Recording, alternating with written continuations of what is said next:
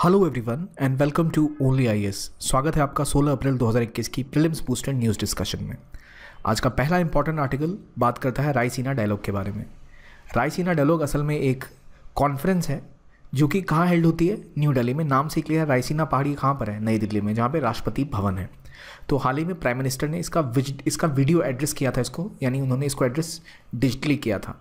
तो ये क्यों इंपॉर्टेंट है? क्योंकि ये एक मल्टीलैटरल इवेंट है जिसमें कई देश और कई सेक्टर्स के लोग आते हैं, डिसीजन मेकर्स, पॉलिसी मेकर्स आते हैं और आकर वो जियो पॉलिटिक्स और जियो इकोनॉमिक्स पे डिस्कशंस करते हैं। इसको ऑर्गेनाइज करता है कौन? तो ministry of external affairs, MEA। साथ में एक ऑर्गेनाइजेशन है ORF, यानी ऑब्जर्वर रिसर्च फाउंडेशन, जो कि एक थिंक टैंक है जिसका काम है रिसर्च और एनालिसिस को बढ़ावा देना। इसके साथ MEA मिलकर ये कॉन्फ्रेंस करती है जहाँ पे ग्लोबल लेवल के अलग अलग तरह के जो डिसीजन मेकर्स हैं, पॉलिसी मेकर हैं, ब्यूरोक्रेट्स हैं, एकेडमिक्स हैं, वो आते हैं और डिस्कस करते हैं कोऑपरेशंस और इंटरनेशनल प्रॉब्लम्स के ऊपर। और इसका पार्टिसिपेशन, जैसे मैंने बताया, तरह तरह के लेवल्स पे होता है। Government ministers, officials, academics, students, सभी इसके मेंबर्स होते हैं और प्राइवेट सेक्टर के एग्जीक्यूटिव्स भी इसमें आते हैं। इसकी सिग्निफिकेंस क्या है कि सिंगापुर का एक फेमस शंग्रीला डायलॉग होता है जहाँ पे ग्लोबल मैटर्स पे डिस्कशन की जाती है। वर्ल्ड में काफ़ी नाम है इसका, काफ़ी यहाँ जो भी डिस्कशंस होती हैं उसको हर जगह डिस्कस किया जाता है। पॉलिसी मेकर्स उसको कंसिडर करते हैं अपनी पॉलिसीज़ बनाते टाइम। तो उसी के तर्ज पे इंडिया में रायसीना डायलॉग स्टार्ट किया गया था। 2021 की खास बात यह है कि इस बार यहाँ पर हाइब्रिड फॉर्मेट में ही हो रहा है, मतलब 1-on-1 जो लोग आपस में बैठ के बात करेंगे, वार्तालाप करेंगे, वो तो हो ही रहा है। साथ में डिजिटल डिस्कशंस भी होल्ड होंगी क्योंकि कोविड सिचुएशन है। इसकी थीम भी इस बार ऑलमोस्ट कोविड के आसपास रिवॉल्व कर रही है, यानी viral world, outbreaks, outliers and out of control. ये इसकी थीम है। अब बात आती है असल में ORF है क्या? तो ORF एक इंडिपेंडेंट थिंक टैंक है, यानी ये एक इंडिपेंडेंट किसी एक पॉलिटिकल पार्टी से रिलेटेड नहीं है, जो न्यू दिल्ली बेस्ड है और 3 सेंटर्स इसके मुंबई, कलकत्ता और चेन्नई में है। इसका काम है पॉलिसी मेकिंग, पॉलिसी थिंकिंग और रिसर्च को बढ़ावा देना, चाहे वो इंडिया के किसी विदेश नीति के ऊपर हो या अलग अलग रीजन्स में कहाँ कहाँ क्या अपॉर्चुनिटीज़ हैं, रिसोर्सेज हैं, क्या इंडिया को करना चाहिए, क्या हो रहा है, क्या प्ले आउट हो रहा है। इस पर एक non partisan well research analysis ये प्रोवाइड करता है ताकि जो डिसीजन मेकर्स हैं, जो मिनिस्टर्स हैं, जो ब्यूरोक्रेट्स हैं, वो उनको पढ़ सके, उनको भी एक तरह की नॉलेज मिल सके या वो भी एक नए रिसर्च के बारे में जान सके। ये काम होता है एक थिंक टैंक का जिसका नाम है ORF। तो ये हो गया रायसीना डायलॉग। अगला इंपॉर्टेंट आर्टिकल बात करता है मंकी टेक्टाइल के बारे में। अब ये क्या है इसके बारे में जानते हैं। रिसर्चर्स ने हाल ही में पेट्रोसोर स्पीसीज़ का एक जो इनको फॉसिल मिला था उसके बारे में बताया है कि इसके जो थम्स हैं वो अपोजेबल है। अपोजेबल थंब मतलब क्या होता है कि जो आपका अंगूठा है वो किसी भी उंगली तक पहुंच सकता है। आपके हाथ के जिस हाथ का अंगूठा है वो 5 उंगली तक पहुंच सकता है, यानी आप किसी चीज़ को होल्ड कर सकते हैं। जैसे ये देखिए, ये होता है अपोजेबल थंब, जहाँ पर आप एक तरह से इसको पकड़ पा रहे हैं, पावर ग्रिप कर पा रहे हैं या प्रिसिशन ग्रिप कर पा रहे हैं। यानी कोई भी चीज़ अगर आपको पत्थर उठाना है, धनुष चलाना है या होल्ड करना है किसी चीज़ को, तो आपको ग्रिप चाहिए। तो जो भी स्पीसीज ऐसा कर पाती है, पावर ग्रिप बना पाती है, वो कोई चीज़ होल्ड कर सकती है, पेड़ों पर लटक सकती है, हथियार चला सकती है। तो रिसर्चर्स ने पेट्रोसोर की स्पीसीज़ के बारे में वर्णन किया है, जो कि पहला इंस्टेंस है जिनका कि अपोजेबल थंब था लिम्स में। और ये असल में रेप्टाइल्स हुआ करते थे जो बिल्कुल डायनासोर से रिलेटेड है। नाम कैसे पड़ा इसका? टेरोसोर और डायनासोर उससे रिलेटेड ही हैं, उसके कजन्स ही हैं। ये रेप्टाइल्स हैं एक तरह के, जो पहले एनिमल है इंसेक्ट्स को जो इवॉल्व हुए, मतलब कीड़े मकोड़े जो उड़ते हैं उनके बाद उड़ने वाले पहले एनिमल बने ये, राइट। तो इनसे पता चला कि ये जो अलग अलग स्पीसीज़ थी बाद में और ज़्यादा इवॉल्व हुई, इनकी साइज़ बढ़ते चले गए। तो बाद में ये बिल्कुल जो फाइटर जेट्स होते हैं उनकी साइज़ तक के बड़े बड़े होने लग गए, या फिर 1 मीटर से लेकर कई मीटरों तक लंबे ये आपको दिखने लग गए ये जीव। और ये जो फॉसिल है ये असल में चाइना में मिला है। तियाजुशान लायोनिंग चाइना में जगह है जहाँ ये मिला है। ये 160 मिलियन ईयर्स ओल्ड है और इसका नाम रखा गया है कुनपेंगो टेरस एंटीपोलेकैटस, यानी कि मंकी डेक्टाइल, यानी मंकी की तरह ये होल्ड कर सकता था किसी भी ऑब्जेक्ट को। ऑपोजिबल थम्स थे, प्रिसिशन ग्रिप बना सकता था, पावर ग्रिप बना सकता था। तो इसको अब याद कैसे रखेंगे? मंकी डेक्टाइल को मंकी की तरह इसका ग्रिप था, तो ये ओल्डेस्ट एक तरह का रेप्टाइल मिला है जिसमें कि पावर ग्रिप थी जिसके पास। तो ये जो पता चला इसका नाम एंटीपोलेकैटस इसलिए रखा गया कि इसके पास अपोजिट थम्स थे, यानी रिसर्चर्स को ये पहली डिस्कवरी मिली थी जिनके पास अपोज थंब थे, यानी वो किसी भी चीज़ को होल्ड कर सकते थे। इनका जो 4 लिम्ब है और जो इनकी बॉडी है, इसको जो स्टडी किया गया उससे पता चला कि ये इससे किसी चीज़ को ग्रैस्प कर लेते थे, मतलब पकड़ लेते थे। तो इसकी वजह से ये एर्बोरियल लाइफ जी पाते थे। एर्बोरियल लाइफ मतलब पता है क्या होता है? जो लोग पेड़ पे जीते हैं, जो जानवर, तो जैसे बंदर किसी चीज़ को होल्ड कर पाते हैं। अगर आपको पेड़ों पे रहना है तो शाखाएं पकड़नी होंगी, एक पेड़ से दूसरे पेड़ पे जंप मारनी होंगी, उसके लिए ये ग्रिप चाहिए होती है। तो अक्सर जानवर ग्रिप नहीं बना पाते, तो ये ग्रिप बना पाएंगे, तो ये ऑब्वियसली एरोबियल लाइफ को अडॉप्ट कर पाते थे, पेड़ों पे रह पाते थे। तो हमने बात करी मंकी टैक्टाइल की, जिनकी पावर ग्रिप मंकी की तरह थी। याद रखिए ये मंकी नहीं थे, राइट, ये रेप्टाइल्स थे। और किसके जैसे थे ये? डायनासोर्स के जैसे। अगला इंपॉर्टेंट आर्टिकल बात करता है अटिंगल रिवॉल्ट के बारे में, जिसकी हाल में 300वीं एनिवर्सरी मनाई गई। 1721 में रिवॉल्ट हुआ था। ये पहला ऑर्गेनाइज्ड विद्रोह था ईस्ट इंडिया कंपनी के खिलाफ, जो कि व्यापिल्ली संस्कृति भवन में किया गया था। इसे एंजेंगो रिवॉल्ट भी कहते हैं। इसमें लगभग 140 जो ईस्ट इंडिया कंपनी के जवान थे, जो उनके सिपाही थे, उनको मारा गया था। किनके द्वारा? जो वहाँ के लोकल रहने वाले थे उनके द्वारा। इसके बाद जो फोर्ट ऑफ एंजेंगो था उसको कब्जा कर दिया था लोगों ने। तो ये जो रिवॉल्ट था, इसे कहते हैं कि पहला ऑर्गेनाइज्ड रिवॉल्ट था साउथ ऑफ इंडिया में ब्रिटिशर्स के खिलाफ। और क्या इसके प्रमुख कारण थे, क्यों ये लार्ज स्केल था? तो हुआ ऐसा था कि यहाँ पर ब्लैक पेपर का व्यापार होता था और कंपनी इसकी प्राइसिंग को और इनको जमा करके काफ़ी करप्शन करती थी इसमें। तो जब अंजेंगो के फैक्टर्स की बात आती है तो कई जो लोग थे यहाँ पे, जो व्यापारी थे ईस्ट इंडिया कंपनी के, जब वो कोई चीज़ में व्यापार करते तो गिफ्ट भेजा करते थे रानी को वहाँ की, ठीक है। लेकिन गिफ्ट अगर रानी को आपको भेजना है, उससे पहले जो उनके कस्टमरी लोग हुआ करते थे आप उनको देते थे और वो उसे ले जाकर रानी तक देते थे। लेकिन ये जो ईस्ट इंडिया कंपनी के सिपाही थे या जो वहाँ के एजेंट थे, उन्होंने बोला कि हम लोकल फीडर लॉर्ड यानी पिलामर्स को, जो मान लीजिए कहीं कोई जागीरदार है या कहीं के कोई ज़मींदार है, नॉर्मली आपने ब्लैक पेपर का बिजनेस किया, जो आप गिफ्ट देना चाहते हो आप उस जागीरदार को दोगे, वो जाके फिर रानी को पहुंचाएंगे। इन्होंने कहा कि नहीं, हम नहीं देंगे, हम सीधा जाके रानी को देंगे। अपने 140 सोल्जर लेके बोले हम सीधा उनको देंगे जाके। तो इसको बहुत गुस्सा चढ़ा वहाँ के लोगों को कि भाई उनकी जो प्रथा है उसको तोड़ा जा रहा है। तो लोकल लोगों ने इसके खिलाफ विद्रोह कर दिया, अटैक करके उनकी पूरी फोर्स को बर्बाद कर दिया, उनके किले पर कब्जा कर लिया। तो इसके बाद जो कंपनी है और वहाँ की जो अटिंगल की रानी है, इनके बीच में एक समझौता हुआ, जिसके तहत जितना भी लॉस उनको हुआ था उसकी कंपनसेशन दी गई। और जो पेपर है उसमें उनको मोनोपोली दी गई कि केवल वही व्यापार कर पाएंगे, और जहाँ भी उनको उनकी पसंदीदा जगह पे फैक्ट्री बनाने का भी अधिकार उनको दिया हुआ। ये था अटिंगल रिवॉल्ट। कहाँ हुआ? साउथ ऑफ इंडिया में। क्या रीज़न था ये भी पता लग गया आपको। आगे बढ़ते हैं और देखते हैं ट्रेड फैसिलिटेशन मोबाइल एप्लीकेशन के बारे में। हाल ही में जो union ministry of commerce and industry है, उन्होंने ट्रेड फैसिलिटेशन मोबाइल ऐप को लॉन्च किया। ये जो ट्रेड फैसिलिटेशन मोबाइल ऐप है, ये director general of foreign trade के द्वारा बनाया गया है। इसको डेवलप किया है टाटा कंसल्टेंसी सर्विस ने। और किसके डायरेक्शन पे बनी है, किसने बनवाया है? तो वो है DGFT यानी directorate general of foreign trade. सवाल ये है कि क्या होता है ट्रेड फैसिलिटेशन?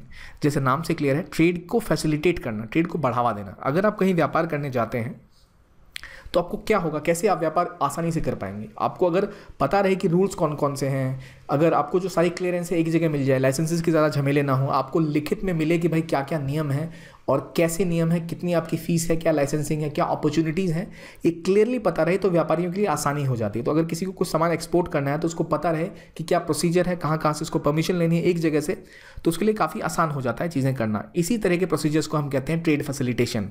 यानी अगर सब कुछ डिजिटाइज हो जाए, वन विंडो क्लियरेंस मिल जाए, एक ही जगह सब कुछ क्लियर हो जाए, तो ट्रेड में सहूलियत होती है। इसे कहते हैं ट्रेड फैसिलिटेशन। इसी के लिए एक मोबाइल एप्लीकेशन लॉन्च करी गई है।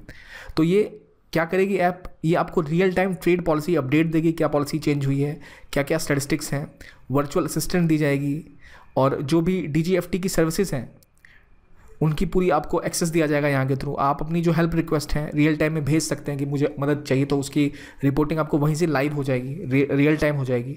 ये टेक इनेबल्ड गवर्नेंस है, यानी कि इंडिया की जो कॉम्पिटिटिवनेस है वर्ल्ड में, उसमें ज़रूरत है कि अगर कोई फॉर्म भर के भेजे और 10 दिन बाद उसको पता चले कि भाई उसको परमिट मिला या नहीं, तो उससे सॉल्यूशन का एक तरीका है टेक इनेबल्ड सॉल्यूशन का तरीका, जहाँ पर आप इस कॉम्पिटिटिव दुनिया में जहाँ पे काफ़ी टैरिफ सब देश घटा रहे हैं ताकि व्यापार बढ़े, वहाँ इससे आप ट्रेड को फैसिलिटेट कर सकेंगे, आसानी से व्यापारी व्यापार कर पाएंगे, इंडिया से सामान खरीद पाएंगे, इंडिया में सामान बेच पाएंगे। तो इसलिए इनिशिएटिव किया गया है और कहा जा रहा है कि इंडिया का जो $1 ट्रिलियन का एक्सपोर्ट टारगेट है 2025 तक, उसकी पूर्ति के लिए बहुत आवश्यक है ये, और 5 ट्रिलियन का टारगेट तो इंडिया का है ही। अब जब हम ये बात कर रहे हैं तो जो मैंने बोला कि directorate general of foreign trade DGFT, उनके डायरेक्शन में ये बना है। तो DGFT है क्या? DGFT असल में 1991 में फॉर्म हुआ था। ये एक अटैच्ड ऑफिस है ministry of commerce and industry के अंदर, नाम से ही क्लियर है, फॉरेन ट्रेड के ऊपर फोकस करता है, यानी ये फोकस करेगा एक्सपोर्ट्स के ऊपर, और रिस्पॉन्सिबल है बनाने के लिए, इंप्लीमेंट करने के लिए फॉरेन ट्रेड पॉलिसी, जो इसका मेन मुद्दा है, ताकि अच्छी ट्रेड पॉलिसी बनाई जाए ताकि इंडिया का एक्सपोर्ट बढ़े। इसका हेडक्वार्टर्स कहाँ है? दिल्ली में है। तो जो हमारा कोर पॉइंट था कि ट्रेड फैसिलिटेशन मोबाइल ऐप क्यों लॉन्च हुई, किस मिनिस्ट्री द्वारा की गई, किस बॉडी के द्वारा इसको कहा गया, और TCS ने इसको डेवलप किया है। तो ये हो गई कहानी ट्रेड फैसिलिटेशन ऐप की। अगला एक न्यूज़ में रहा national commission for scheduled cast. National commission for scheduled cast ने एक online grievance management portal launch किया है शेड्यूल कास्ट के लिए, जिसके अंदर वो अपनी समस्याएं बता सकेंगे और उनका सॉल्यूशन करने की कोशिश की जाएगी। तो जैसे ये चीज़ न्यूज़ में आई तो हमें याद रहना चाहिए कि national commission for scheduled cast क्या है। ये असल में एक कॉन्स्टिट्यूशनल बॉडी है, आर्टिकल 338 के अंदर ये इस्टेब्लिश की गई है। लेकिन ये भी इंपॉर्टेंट है कि आपको पता रहे कि पहले ये अलग बॉडी नहीं थी। National council for scheduled cast और शेड्यूल ट्राइब एक ही बॉडी थी, अलग कमीशन 2003 में अमेंडमेंट किया गया और 2004 में जाके सेपरेट बॉडी बनी शेड्यूल कास्ट के लिए और शेड्यूल ट्राइब्स के लिए, राइट। और जो इसका कॉम्पोजिशन है वो क्या है, किस कॉन्स्टिट्यूशन के अंदर ही आती है, तो आर्टिकल 338 के अंदर national commission for scheduled cast आती है, 338A के अंदर national commission for schedule tribe आती है। और इसका कॉम्पोजिशन ये है कि national commission for scheduled caste में एक चेयरपर्सन होते हैं, एक वाइस चेयरपर्सन होते हैं और 3 अदर मेंबर्स होते हैं जो अपॉइंट किए जाते हैं प्रेसिडेंट के द्वारा, राष्ट्रपति के द्वारा, और प्रेसिडेंट ही बताते हैं कि इनकी सर्विस की कंडीशंस क्या होंगी। ये आपने ज़रूर पॉलिटी में पढ़ा होगा। तो इनका ये ग्रीवेंस पोर्टल आया है ऑनलाइन, और जो इनके फंक्शन है वो क्या है ये जान लेते हैं पहले। इनके फंक्शन क्या है कि जो भी कॉन्स्टिट्यूशनल या लीगल सेफगार्ड शेड्यूल कास्ट को उपलब्ध हैं उनकी कैसे काम कर रहे हैं, वो इंक्वायरी करना कि कोई कंप्लेन इन तक आई है तो, और पार्टिसिपेट करना प्लानिंग प्रोसेस में, कैसे उनकी इकोनॉमिक सोशल डेवलपमेंट की जा सकती है। इसके अलावा रिपोर्ट देना प्रेसिडेंट को एनुअली हर एक साल कि क्या सेफगार्ड्स हैं और कितना सेफगार्ड काम कर रहे हैं। तो ये जो पोर्टल लॉन्च किया गया है, ये पोर्टल असल में ministry of electronics and information technology के साथ मिल के लॉन्च किया गया है। तो जो ये कोलैबोरेशन है ये असल में Bhaskar institute of space application and geo informatics के साथ मिल के डिज़ाइन किया गया है, जो कि सेंटर ऑफ एक्सीलेंस है under ministry of electronics and information technology. तो याद रखिए जब आपको बोला जाए कि ये पोर्टल किसके द्वारा बनाया गया तो अक्सर आप सोच सकते हैं कि मिनिस्ट्री ऑफ, कौन सी मिनिस्ट्री शेड्यूल कास्ट के साथ डील करती है। तो यहाँ उससे मतलब नहीं है, यहाँ असल में ये ministry of electronics and information technology के ही एक सेंटर के द्वारा ये कोलैबोरेट करके बनाया गया है। क्या करेगा, आप फाइलिंग हो पाएगी कंप्लेंट्स की और ग्रीवांसेस की, जिससे उनको ट्रैक किया जा सके, हियरिंग प्रोसेसिंग को आसान बनाया जा सके उनको समस्या हो तो, और कोर्ट की तरह एक काम करेगा ये, जिससे कि जो भी शेड्यूल कास्ट के लोग हैं उनकी जो समस्या है उनको समय रहते आसानी से सहूलियत के साथ सॉल्व किया जा सके। तो ये है एक पोर्टल, और हमने जाना national commission of schedule caste के बारे में। अगला पॉइंट है नैरो लाइन सीफर्ट 1 गैलेक्सी के बारे में। हाल ही में एस्ट्रोनॉमर्स ने एक नई एक्टिव गैलेक्सी को पहचाना है। उस गैलेक्सी का नाम है नैरो लाइन सीफर्ट 1 गैलेक्सी, जो कि 31 बिलियन लाइट ईयर्स अवे है हमसे। और इससे हमें पता लगता है कि भाई हम और रिसर्च कर सकते हैं। गामा रे एमिट कर रही है ये गैलेक्सी, तो इसका मतलब है ऐसी और कई गैलेक्सीज होंगी। तो सवाल ये है कि ये किन लोगों ने खोज की, क्यों हमारे लिए इंपॉर्टेंट है, क्योंकि जो साइंटिस्ट ऑफ एरीस हैं यानी Aryabhatta research institute of observational sciences जो नैनीताल में है, उसके जो एस्ट्रोनॉमर्स या उसके जो साइंटिस्ट हैं उन्होंने ही एक पूरा सर्वे हुआ था आज से 20 साल पहले, सारी मेजर ऑप्टिकल जो बॉडीज़ हैं उनके बारे में, जो भी एस्ट्रोनॉमिकल ऑब्जेक्ट्स हैं उनके सर्वे हुए थे। और वो सर्वे हुआ था स्लोन डिजिटल स्काई सर्वे।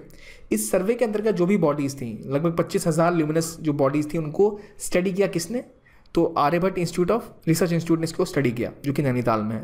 तो इन्हें उसमें मिला क्या कि भाई एक यूनिक ऑब्जेक्ट मिला जिसमें, जो कि बहुत ज़्यादा high energy gamma rays emit कर रहा था। तो ये जो गामा रे एमिटिंग बॉडी थी इसका नाम मिला NLS-1 गैलेक्सी, यानी कि नैरो लाइन सीफर्ट 1 गैलेक्सी। और काफ़ी रेयर एंटिटी है ये, और ये तब फॉर्म हुआ था जब हमारा जो यूनिवर्स था केवल 4.7 बिलियन ईयर्स ओल्ड का, जबकि अभी उसकी उम्र है अराउंड 13.8 बिलियन ईयर्स ओल्ड। हमारे लिए इंपॉर्टेंट इसमें क्या है कि हमें गैलेक्सी का नाम याद हो, एरिस ने किया ये याद हो, और एक जो सोलॉन डिजिटल स्काई सर्वे हुआ था उसके अंतर्गत जो बॉडीज़ थी उनको स्टडी करके ये पता लगाया है। तो और देख लेते हैं थोड़ा एरिस के बारे में। ये इंडिया का लीडिंग रिसर्च इंस्टीट्यूट है, कहाँ पर है, नैनीताल में है। 1955 में इस्टेब्लिश किया गया। ये काम क्या करता है, जो भी सोलर या थ्योरेटिकल एस्ट्रोफिजिक्स की ब्रांच है उसके ऊपर काम करता है। ताकि जो सेलेस्टियल ऑब्जेक्ट आप भी जाकर यहाँ पे विजिटर जाके देख सकते हैं रातों में कि कैसा दिखता है अगर आप विजिट करना चाहें तो बहुत ही एलीट इंस्टीट्यूट है इंडिया का ये। इसके बाद अगला आर्टिकल मानस ऐप, यानी जो प्रिंसिपल साइंटिफिक एडवाइज़र हैं गवर्नमेंट ऑफ इंडिया के, उन्होंने एक नया मानस ऐप लॉन्च किया जो कि सभी लोगों का वेलबींग को प्रमोट करता है, सभी एज ग्रुप का। तो ये किन लोगों ने पहले बनाया ये देखते हैं। ये जॉइंटली एग्जीक्यूट किया गया निमहंस बेंगलोर, AFMC पुणे और सीटेक बेंगलोर द्वारा। ये असल में इसकी फुल फॉर्म है mental health and normalcy augmentation system, Manas की। तो mental health and normalcy augmentation system नाम से आप इसको याद कर लीजिए। और ये एक नेशनल प्रोग्राम है जिसे कि प्राइम मिनिस्टर की जो इनोवेशन एडवाइजरी काउंसिल है उसके तहत इसको एंडोर्स किया गया कि बहुत इंपॉर्टेंट आस्पेक्ट है ये। क्यों? क्योंकि ये हमारा एक नेशनल वेलबींग बढ़ावा देगा, जहाँ पर हमारे जो सिटीजन्स हैं अक्सर उनकी जो मेंटल वेलबींग है उसके ऊपर फोकस नहीं किया जाता। दिमागी कोई समस्याएं रहती हैं, तनाव या डिप्रेशन, उनके ऊपर फोकस नहीं किया जाता। तो उन तनाव रिलेटेड जो भी समस्याएं हैं उनके ऊपर यहाँ पे काम किया जाएगा। और इनके अंदर अलग अलग जो हेल्थ और वेलनेस एफर्ट है अलग अलग मिनिस्ट्री के, उनको साइंटिफिकली जो इंडिजिनस टूल है उनके साथ मिलाया जाएगा, डेवलप किया जाएगा अलग अलग बॉडीज़ के द्वारा, ताकि और बेहतर तरीके से एक समागम हो सके सभी जो बॉडीज़ हैं उनका, और जो अलग अलग एज ग्रुप्स हैं उनकी मेंटल वेलबींग उनके कैसे बढ़ावा दिया जाए उसके ऊपर काम किया जा सके। तो ये हो गई मानस ऐप की बात। आगे बढ़ते हैं, hydrogen economy new Delhi dialogue 2021 के ऊपर आते हैं। हाल ही में hydrogen economy new Delhi dialogue की शुरुआत की गई। ये किसने, ये जो डायलॉग है hydrogen economy new Delhi dialogue, ये किसने ऑर्गेनाइज़ किया? तो ये ऑर्गेनाइज़ किया था दी एनर्जी फोरम, जो कि ministry of petroleum and gas के अंतर्गत आता है। इसने इसको ऑर्गेनाइज़ किया था। अब सवाल ये है कि ये जो ऑर्गेनाइजेशन है ये कैसे हुआ? वर्चुअली हुआ होगा भाई, कोरोना का टाइम है। और इसमें बातें क्या की गई, क्या फोकस है इस डायलॉग का? इस डायलॉग का जैसे नाम से क्लियर, इस फोकस में है कि कैसे हम हाइड्रोजन इकोसिस्टम्स को डेवलप कर सकते हैं, कहाँ कहाँ अपॉर्चुनिटीज़ है कोलैबोरेशन की, कोऑपरेशन की और कोअलिशन की हाइड्रोजन की फील्ड में, ताकि हम हाइड्रोजन राउंड टेबल्स कर पाएँ, एक हाई लेवल मिनिस्ट्रियल सेशन बना पाएँ जिसमें हम फोकस कर पाएँ रोड मैप्स के ऊपर, क्या क्या मैपिंग डिमांड्स है, कैसे हम हाइड्रोजन की सप्लाई दे पाएंगे, कैसे जो अलग अलग रीजन है दुनिया के जहाँ पर हाइड्रोजन मिल रहा है वहाँ पे क्या क्या पॉलिसी मेकर्स एक्सपर्ट्स कर रहे हैं, उन अलग अलग रीजन्स के लोगों को बुलाया जाएगा, उनके साथ डिस्कशन की जाएगी। इसके अलावा एक सेपरेट सेशन रखा जाएगा इंडिया के हाइड्रोजन मिशन के लिए।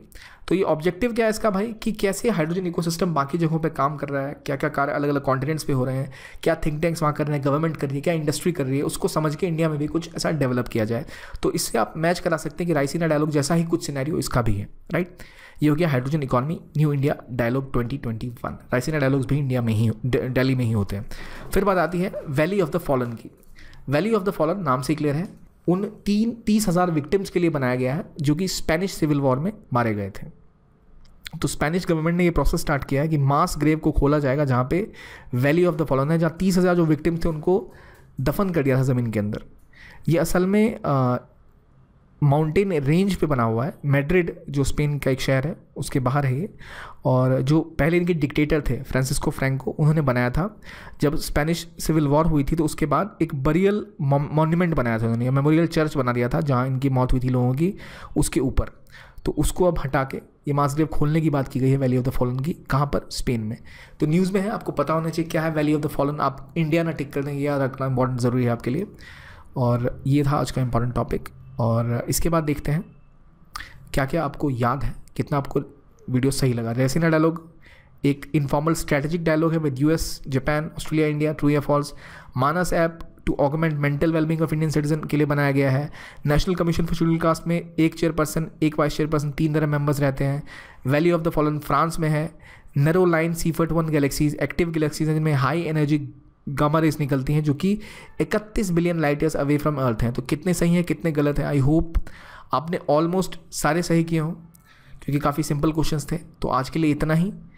देखने के लिए बहुत बहुत धन्यवाद। Thank you and have a nice day.